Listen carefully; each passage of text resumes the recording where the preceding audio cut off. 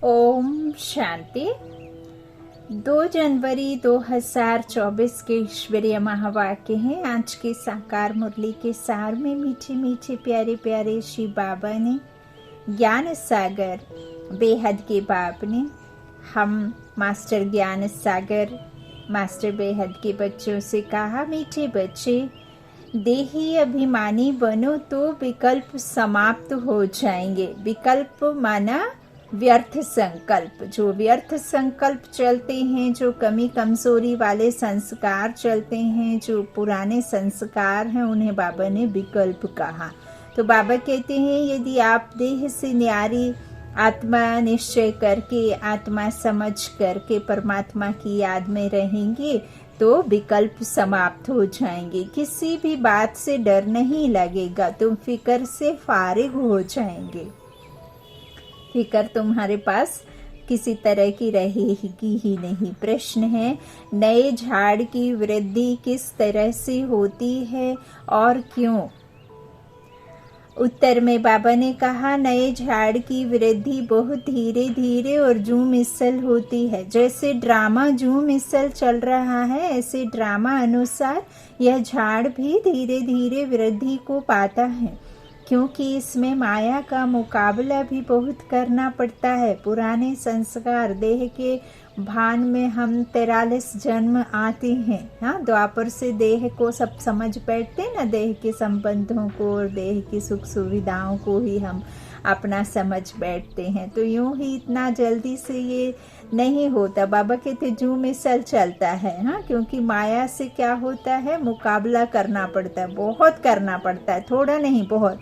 तो देही अभिमानी, बाबा क्या कहते हैं, बच्चों को देही अभिमानी बनने में मेहनत लगती है। अब ये 40, 50, 60 किलो का वजन, ये शरीर का वजन कितने जन्म लिया होगा और कितने साल तक एक जन्म में इसे ढोया होगा, तो ये आसान तो नहीं होगा ना निकलना बाहर। तो बाबा कहते हैं देही अभिमानी बनने में मेहनत बहुत लगती है, खुद को आत्मा निश्चय करने में, आत्मा समझने में बहुत मेहनत लगती है। और जब तक हम खुद को आत्मा निश्चय नहीं करते हैं, परमात्मा से संबंध भी नहीं जोड़ पाते हैं और ना ही हम विकल्पों से मुक्त हो पाते हैं।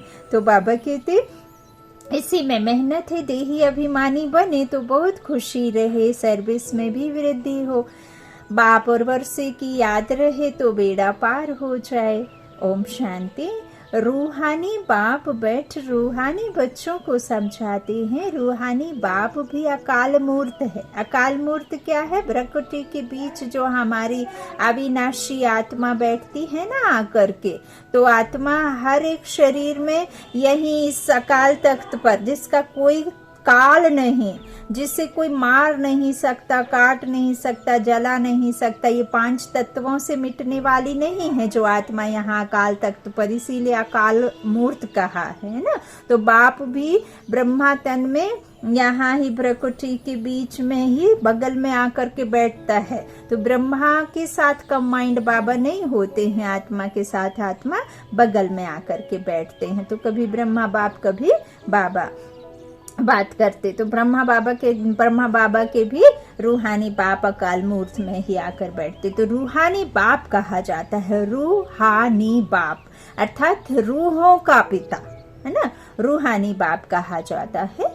परम पिता परमात्मा को तुम बच्चे भी अकाल मूर्त हो।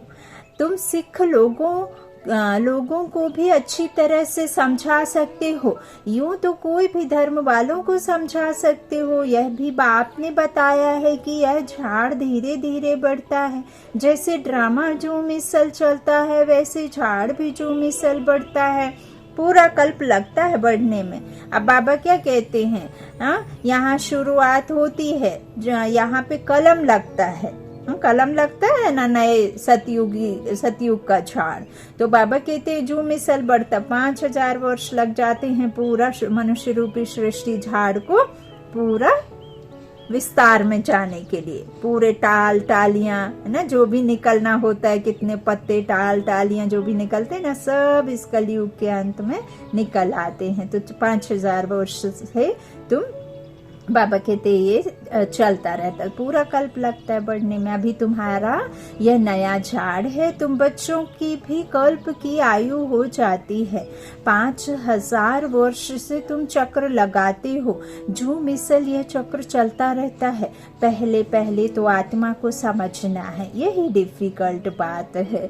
बाप जानते हैं ड्रामा अनुसार आहिस्ते आहिस्ते झाड़ बढ़ता है, क्योंकि माया का मुकाबला होता है। इस समय उसका राज्य है, फिर तो रावण ही नहीं रहता। बाबा क्या कहते, राम की जो स्थापित राज्य है ना, उस राज्य में रावण अर्थात 5 विकार हो ही नहीं सकते। और यदि 5 विकार वहां हो तो फिर राम राज्य कैसे कहलाएगा, है ना। लेकिन फिर देखो कथाओं में, दंत कथाओं में, रामायण आदि में सबको इकट्ठा घुसा दिया। तो बाबा कहते राम के राज्य में थोड़े ना माया रहेगी, तो माया से जीत फिर कैसी अगर राम के राज्य में भी रहेगी, है ना। कृष्णपुरी में भी नहीं रहेगी, रामपुरी में भी नहीं रहेगी, है ना। त्रेता को बाबा ने राम राज्य कहा और सतयुग को बाबा ने कृष्णपुरी कहा, लक्ष्मी नारायण का राज्य कहा ना बाबा ने। तो 16 कला संपूर्ण राज्य में भी किसी तरह का विकार होगा नहीं। अच्छा, तो बाबा कहते हैं इस तरह से जो आपको क्या करना, इस समय उसका राज्य है, फिर तो रावण ही नहीं रहता है। तुम बच्चों को पहले देही अभिमानी बनना है। देही अभिमानी बच्चे सर्विस बहुत अच्छी करेंगे और बहुत खुशी में भी रहेंगे। बुद्धि में फालतू विकल्प नहीं आएंगे। गोया तुम माया पर जीत पाते हो तो तुम, बाबा कहते, फिर तुमको कोई हिला ना सके। अंगद का भी दृष्टांत है ना, जिनको अहम था, अहंकार था, जिनको खुद पे गुमान था, तो वो उनके पैर को हिला नहीं पाए, ऐसा नहीं है। वो निश्चय था उनको, और वो विकारी मनुष्य आत्माओं ने नहीं हिला पाए। तो बाबा कहते हैं कि इसीलिए तुमको जो माया है ना, माया पर जीत पानी है। यदि बुद्धि से तुम निश्चय हो जाएंगे कि मैं आत्मा हूँ, तो तुमको कोई माया हिला नहीं पाएगी, फालतू विकल्प नहीं आएंगे। गोया तुम माया पर जीत पाते हो ना। विक्रमाजीत बनने के लिए माया पर जीत पहननी है। तो बाबा कहते फिर इसीलिए तुमको कोई हिला ना सके। अंगद का भी दृष्टांत है ना, इसलिए तुम्हारा महावीर नाम रखा है। हाँ, महावीर नाम रखा है। अभी तो एक भी महावीर नहीं, महावीर पिछाड़ी में बनेंगे, सो भी नंबरवार। जो अच्छी सर्विस करते हैं उनको महावीर की लाइन में रखेंगे। अभी वीर हैं, महावीर पिछाड़ी में होंगे, जरा भी कोई संशय नहीं आना चाहिए। बाबा कहते हैं बट किंतु परंतु में नहीं जाना। जो बाप बताते हैं, जो बाप पढ़ाते हैं, जो श्रीमत देते हैं, बिल्कुल ब्लाइंड फेथ में चले जाओ। जैसे हम भक्ति में चले जाते थे ना, किसी ने ताबीज के लिए कहा, किसी ने भभूत के लिए, किसी ने पीर के लिए कहा, किसी ने होरोस्कोप देख करके पूजा पाठ लिखा, किसी ने कुछ, और अपने दुखों को खत्म करने के लिए जिसने जो बताया हम वहां चल पड़े। तो यहाँ वो सब भूल करके सिर्फ परमात्मा क्या कह रहे हैं उस पर चल पड़ना है। गीला सूखा, जो क्या कैसा कहाँ बिठा रहे, कहीं भी कुछ प्रश्न नहीं करना है, आपको बस बैठ जाना है।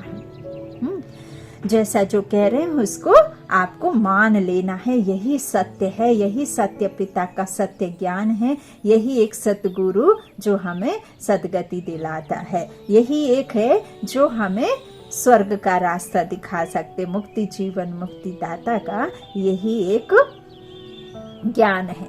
तो बाबा कहते हैं इस तरह से कोई भी संशय नहीं आना चाहिए। कोई तो बहुत अहंकार में आ जाते हैं, कोई की भी परवाह नहीं करते। इसमें तो बड़ी निर्माणता से कोई को समझाना होता है। अमृतसर में सिखों की तुम सर्विस कर सकते हो। संदेश तो सबको एक ही देना है। बाप को याद करने से तुम्हारी आत्मा की कट उतर जाएगी। वो लोग कहते हैं जब साहेब की महिमा भी है। एक ओंकार सत्य नाम अकाल मूर्त ऐसे कहते हैं ना, तो अकाल मूर्त कहते हैं। अब अकाल मूर्त कौन कहते हैं? सतगुरु अकाल। अकाल मूर्त तो आत्मा है ना, उनको कभी काल खा ना सके। आत्मा को तो पार्ट मिला हुआ है, शरीर पहनकर पार्ट बजाती है। जैसे हद के ड्रामा में एक वस्त्र पहन, दूसरा पहन, तीसरा पहन, अलग अलग कैरेक्टर के अलग अलग वस्त्र पहनते हैं। कोई बूढ़े माँ का रोल करता है, कोई हीरोइन का करता है, तो उसके लिए कोई ऐसे अच्छा ड्रेस पहनाते हैं। फेस पे भी अलग अलग आपने देखा होगा मेकअप डालते हैं, है ना। जवान को बूढ़ा, बूढ़ा को जवान बनाते हैं। इस तरह से कोई बच्चे का, कोई किसी का ड्रेस पहन करके फिर रोल बजाते, कोई लड़की का, कोई बहू का, कोई। तो एक ही इंसान अलग अलग रोल निभाता है ना, वस्त्र बदल बदल करके। ऐसे ही आत्मा अलग अलग वस्त्र पहनती है, शरीर रूपी वस्त्र। तो इसे तो ड्रामा में पार्ट मिला हुआ है। बाबा कहते हैं सो तो पार्ट बजाना ही है, जिसको जो मिला है उसको पार्ट बजाना है। सब के अलग अलग है, किसी भी आत्मा का किसी दूसरी आत्मा से पार्ट मिल ना सके, सेम हो ना सके। उनको काल खाएगा कैसे? शरीर को खा सकता है। आत्मा तो अकाल मूर्त है। तुम सिखों के पास जाकर भाषण कर सकते हो, जैसे गीता वाले भी भाषण करते हैं। तुम बच्चे जानते हो भक्ति मार्ग की तो अथाह सामग्री है, ज्ञान जरा भी नहीं। ज्ञान का सागर है ही एक बाप। मनुष्य को ज्ञानवान नहीं कहा जाएगा।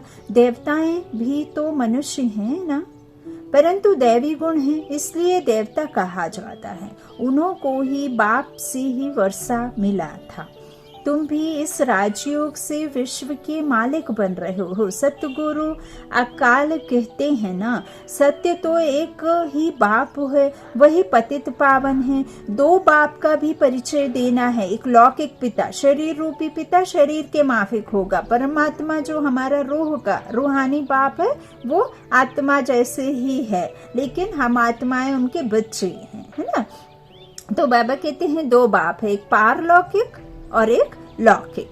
यूं तो फिर संगम पर बाबा ने तीन पिता का बताया है। संगम पर प्रजापिता ब्रह्मा बाबा, अलौकिक पिता, पारलौकिक पिता, परम धाम में रहने वाला आत्माओं का परमात्मा, और एक शरीर रूपी पिता जो देह रूपी पिता। तो बाबा ने लौकिक, पारलौकिक, अलौकिक तीन पिता के संगम में बताया है। और सतयुग में दो ही होंगे, पारलौकिक नहीं होंगे, है ना। लौकिक पिता बस होंगे, क्योंकि वहां हम पारलौकिक बाप को याद सुख में करते नहीं हैं।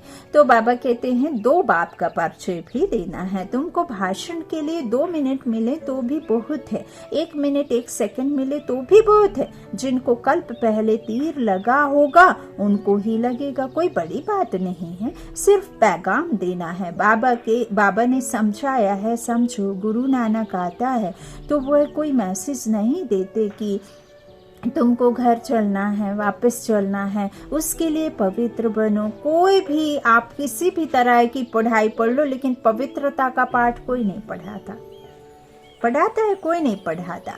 तो बाबा कहते हैं किसी को भी नहीं पता ना, किसको भी नहीं पता कि कहाँ है हमारी दुनिया, हम कहाँ से आए हैं। और कोई भी आपको ये नहीं कहेगा कि पवित्र बनो। वह तो पवित्र आत्माएं ऊपर से आती हैं, उनके धर्म की वृद्धि होती है, आते रहते हैं। वास्तव में सदगति दाता कोई मनुष्य हो नहीं सकता, क्योंकि जो दुर्गति में आता है वो सदगति दिला ही नहीं सकता। जो दुर्गति में नहीं आता, जो पाप कर्म में नहीं आता, वही सदगति दाता है। तो वो तो सिर्फ एक निराकार परमात्मा है जो एवर प्योर है ना। तो वो ही शरीर लेने छोड़ने लग जाए तो फिर कौन बनाएगा? ये भी तो ड्रामा है ना।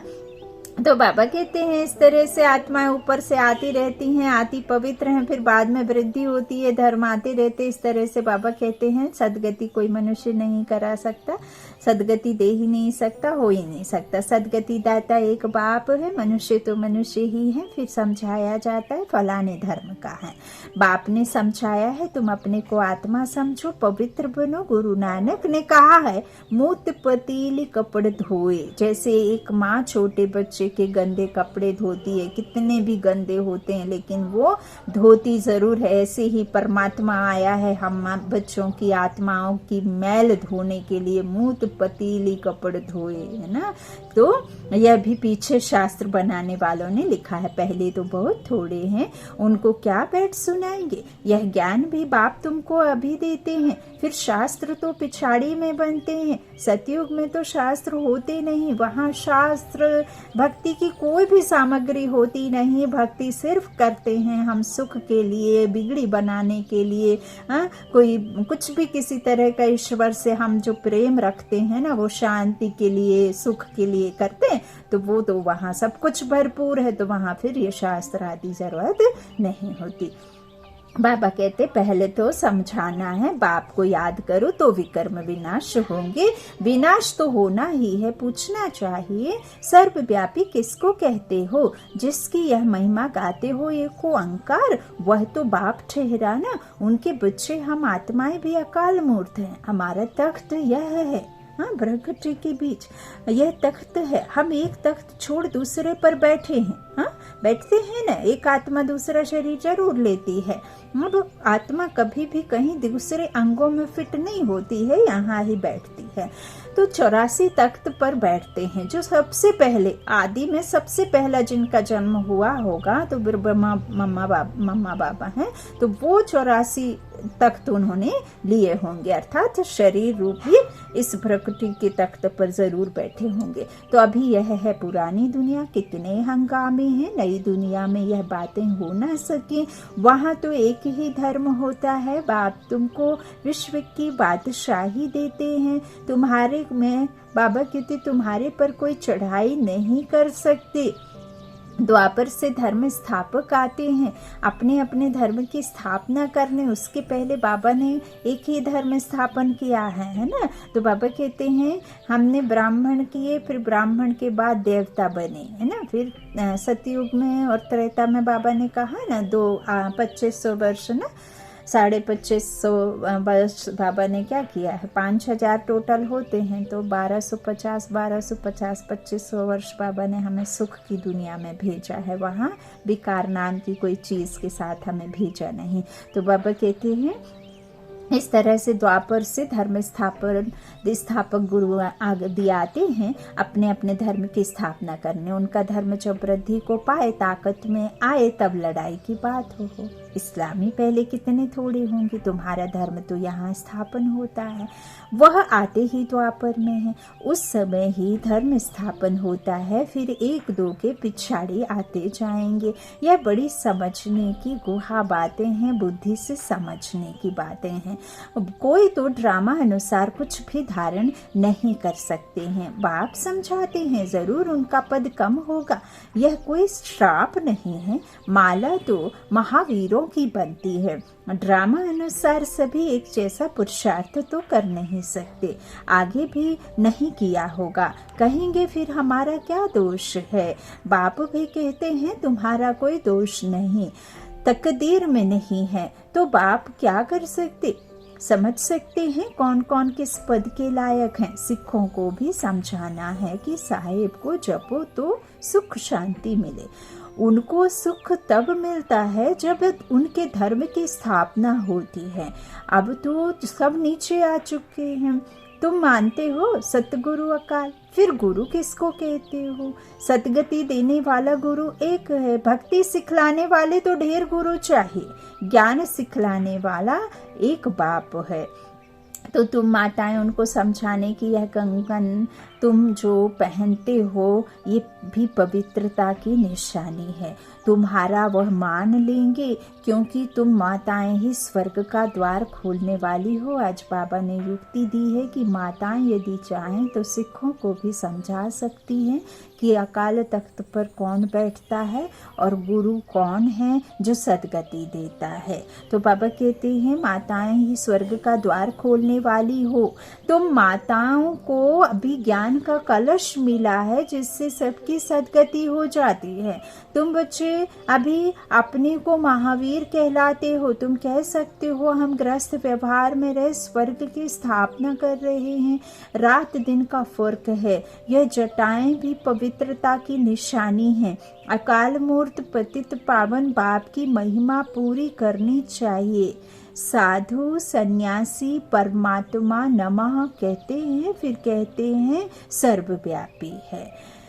यह है रॉन्ग। बाप की तुम खूब महिमा करो, बाप की महिमा से तुम तर जाते हो। जैसे कहानी है राम राम कहने से पार हो जाओगे। बाप भी कहते हैं बाप को याद करने से विषय सागर से पार हो जाएंगे। तुम सबको मुक्ति में जाना ही है। तुम अमृत शहर में जाकर भाषण करो कि तुम पुकारते हो सतगुरु अकाल मूर्त, परंतु वह अब कहते हैं देह सहित देह के सब धर्मों को छोड़ अपने को आत्मा समझो। बाप को याद करो तो पाप भस्म हो जाएंगे, अंतमति सो गति हो जाएगी। श्री बाबा अकाल मूर्त निराकार है, तुम आत्मा भी निराकार हो। बाप कहते हैं मेरा शरीर तो है नहीं, मैं लोन लेता हूँ।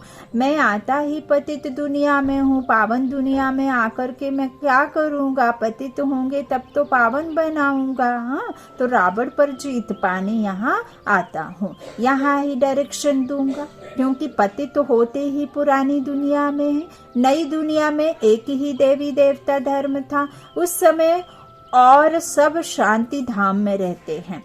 फिर नंबर बार सतो रजो तमो में आते हैं। हर कोई आत्मा इन 3 स्टेज से होकर ही जाती है। और जैसे हम पहले बाल्य अवस्था, युवावस्था, वृद्धावस्था होती है, ऐसे ही आत्मा भी 3 स्टेज से होकर के जरूर जाती, सतो रजो तमो। तो बाबा कहते हैं जिनको सुख बहुत मिलता है उनको दुख भी बहुत मिलता है। बाबा खुद कह रहे हैं, भगवान खुद कह रहे हैं। तो तुम्हें सबको बाप का पैगाम देना है कि बाप को याद करो तो घर पहुंच जाएंगे। सदगति सबकी तब होती है जब झाड़ पूरा होता है, सब आ जाते हैं। ऐसे तुम भी किसी को बहुत प्यार और धीरज से समझाओ। तुमको चित्र उठाने की भी दरकार नहीं है, वास्तव में चित्र है नयों के लिए। तुम कोई भी धर्म वालों को समझा सकते हो, परंतु बच्चों में इतना योग नहीं जो तीर लगे।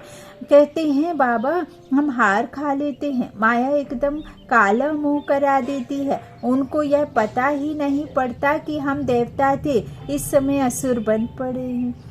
अब बाबा कहते हैं अपने को आत्मा समझ, बाप को याद करो, बाप का पैगाम सबको देते रहो। बायोस्कोप के स्लाइड्स पर भी लिखो कि त्रिमूर्ति परमपिता परमात्मा शिव कहते हैं मामेकम याद करो तो तुम्हारे विकर्म विनाश होंगे, तुम मुक्ति जीवन मुक्ति पालेंगे। पैगाम तो सबको देना है ना, स्लाइड्स भी बन जाना चाहिए।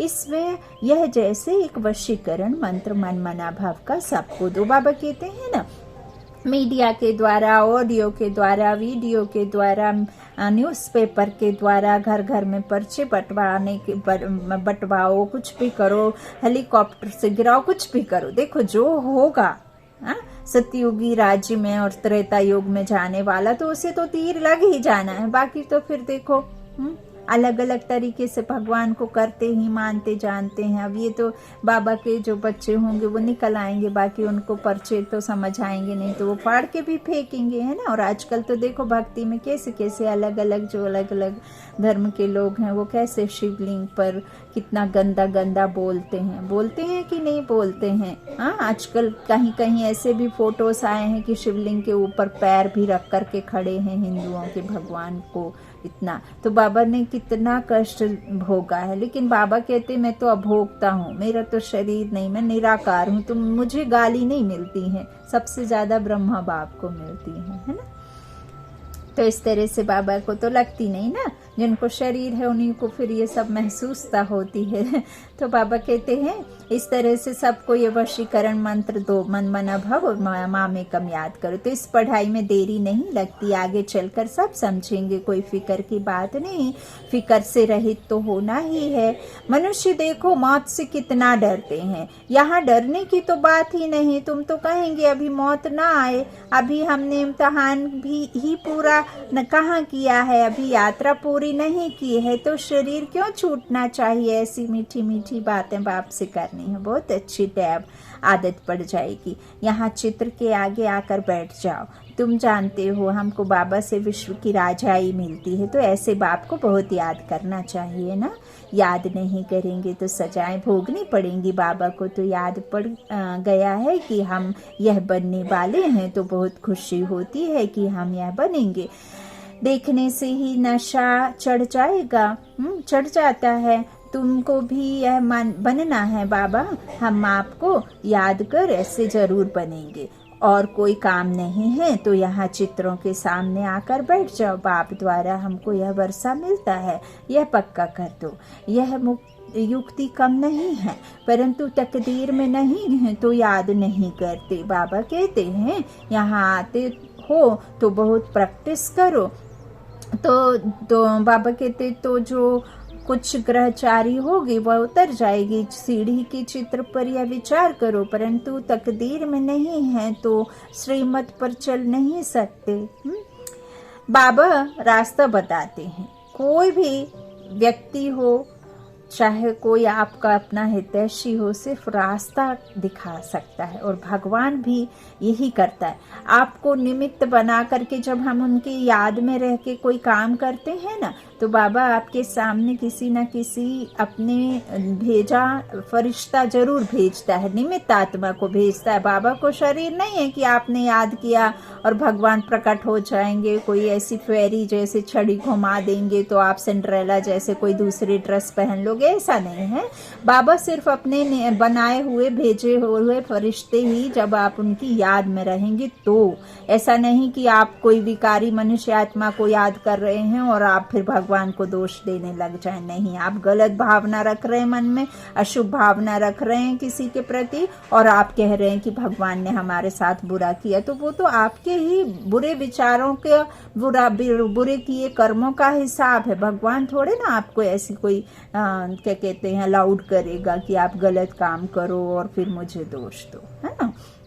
तो बाबा को आप जब साथ रखेंगे, और साथ कब देंगे, जब आप शुभ भावना, शुभ कामना, शुभ सोच, शुभ विचार, अशुद्ध भावना को, विकल्पों को खत्म करेंगे तब, है ना। हर किसी के प्रति अच्छा सोच, अच्छी भाव, प्रेम बाबा सिखाते हैं, है ना।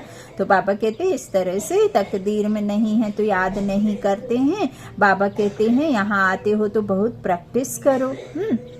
तो सब जगह बाबा कहते हैं कि बाप द्वारा हमको यह वर्षा मिलता है ना, तो यह पक्का कर दो। यह युक्ति कम नहीं है, परंतु तकदीर में नहीं होता है ना, तो इसीलिए फिर याद नहीं आती। यहाँ आते हो तो बहुत प्रैक्टिस करो, तो तुम्हारे ऊपर जो भी बैठा है ग्रहचारी वह उतर जाएगी, है ना। बाबा कहते हैं इस तरह से चित्र पर भी विचार करो, परंतु तकदीर में नहीं होता तो श्रीमत पर चल नहीं सकते। तो बाबा यही कह रहे हैं कि मैं सिर्फ रास्ता बता सकता हूँ, माया काट देती है रास्ते को भी। तो बाबा युक्तियाँ बहुत बतलाते हैं। बाप और वर्षे को याद करते रहो। कहते हैं अति इंद्रिय सुख गोप गोपियों से पूछो, जिनको निश्चय है कि हम बाप से वर्षा जरूर लेंगे। बाबा स्वर्ग की स्थापना कर हमें उसका मालिक बनाते हैं। चित्र भी ऐसे बने हुए हैं। तुम सिद्ध कर बताते हो कि ब्रह्मा विष्णु का क्या संबंध है, और किसको भी पता नहीं। ब्रह्मा का चित्र देख मूंझ जाते हैं। स्थापना में टाइम जरूर लगता है, कर्मातीत अवस्था में भी टाइम लगता है, घड़ी घड़ी भूल जाते हैं। यह आदत डालनी चाहिए। नौधा भक्ति वाले भी चित्र के आगे बैठ जाते हैं, हमको दीदार हो, हाँ।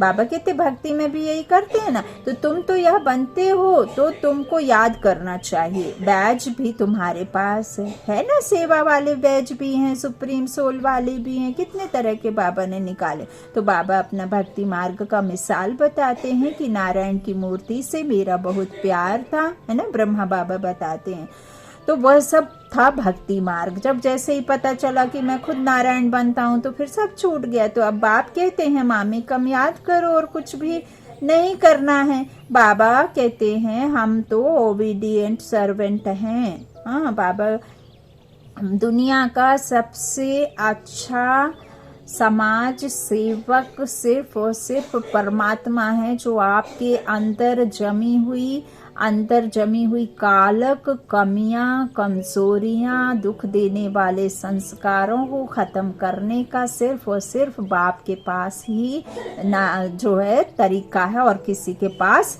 नहीं है। बाबा कहते हैं हम तो ओबीडिएंट सर्वेंट हैं, हमें तुम माथा क्यों टेकते हो? हाँ, जब से आपने बाबा से अपना मन जोड़ा है तब से बाबा आपकी कितनी भी गलतियों पर पर्दा डाल करके आपको मीठा मीठा मीठा मीठा मीठा कहते हैं, और वो मीठा मीठा मीठा सुनकर सुनकर सुनकर आप क्या करते हो, मीठे बनने लग जाते हो, और जब मीठा बन जाएंगे तो उस संसार में चले जाएंगे। अच्छा, माता पिता बाप दादा का मीठे मीठे सिकीलाधे बच्चों प्रति याद प्यार और गुड मॉर्निंग। रूहानी बाप की रूहानी बच्चों को नमस्ते। धारणा के लिए मुक्त और हम रूहानी बच्चों की रूहानी माता पिता बाप दादा को याद प्यार और गुड मॉर्निंग। बाबा का आज धारणा के लिए मुख्य सार है, पहला निर्माणता का गुण धारण करना है, जरा भी अहंकार में नहीं आना है, ऐसा महावीर बनना है जो माया हिला ना सके। दूसरा, सभी को मनमना भव का वशीकरण मंत्र सुनाना है, बहुत प्यार और धीरज से सबको ज्ञान की बातें सुनानी है, बाप का पैगाम सब धर्म वालों को देना है।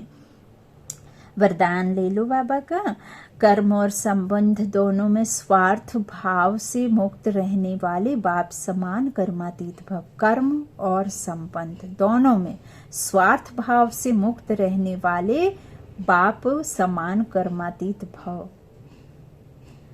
आप बच्चों की सेवा है सबको मुक्त बनाने की, तो औरों को मुक्त बनाते स्वयं को बंधन में बांध नहीं देना है। जब हद के मेरे मेरे से मुक्त होंगे तब अव्यक्त स्थिति का अनुभव कर सकेंगे। जो बच्चे लौकिक और अलौकिक कर्म और संबंध दोनों में स्वार्थ भाव से मुक्त हैं, वही बाप समान कर्मातीत स्थिति का अनुभव कर सकते हैं। तो चेक करो कहाँ तक कर्मों के बंधन से न्यारे बने हैं। व्यर्थ स्वभाव संस्कार के वश होने से मुक्त बने हैं। कभी कोई पिछला संस्कार स्वभाव वशीभूत तो नहीं बनाता है। स्लोगन है समान और संपूर्ण बनना है तो स्नेह के सागर में समा जाओ। समान और संपूर्ण बनना है तो स्नेह के सागर में समा जाओ। अव्यक्ति साइलेंस द्वारा डबल लाइट फरिश्ता स्थिति का अनुभव करो। हाँ, ब्रह्मा बाबा का ये महीना है ना, तो अभी तीव्र पुरुषार्थ का यही लक्ष्य रखो कि मैं डबल लाइट फरिश्ता हूँ। चलते फिरते फरिश्ता स्वरूप की अनुभूति को बढ़ाओ, है ना, व्यक्त स्थिति में रहना है। डीप साइलेंस द्वारा शरीरीपन का अभ्यास करो। सूक्ष्म शरीर पहनकर सूक्ष्म वतन का अनुभव करो। सेकंड में कोई भी संकल्प को समाप्त करने में संस्कार स्वभाव में डबल लाइट रहो। सेकंड में कोई भी संकल्प को समाप्त करने में संस्कार स्वभाव में डबल लाइट रहो। बहुत सारे क्या पूरी दुनिया में ही हर एक बात का तूल का ताड़ बनाते हैं ना, रस्सी जैसा खींच खींच के कहते हैं ना, धजी का सांप बना देते हैं। जबकि बाबा कहते हैं, क्या कहते हैं बाबा, पहाड़ को राई और राई को रुई और रुई को ऐसा हल्का बनाओ कि वो फूके तो उड़ जाए। तो समस्या कितनी भी बड़ी हो, उसे कैसा करना है, बहुत छोटा, क्योंकि ये नया नहीं है ना, कल्प पहले भी आई हैं और कल्प बाद भी आएंगी। और जो चीज आनी ही है तो उसे फिर क्या विस्तार में ले जाना है ना, चाहे फिर वो किसी भी प्रकार की हो। अच्छा, ओम शांति।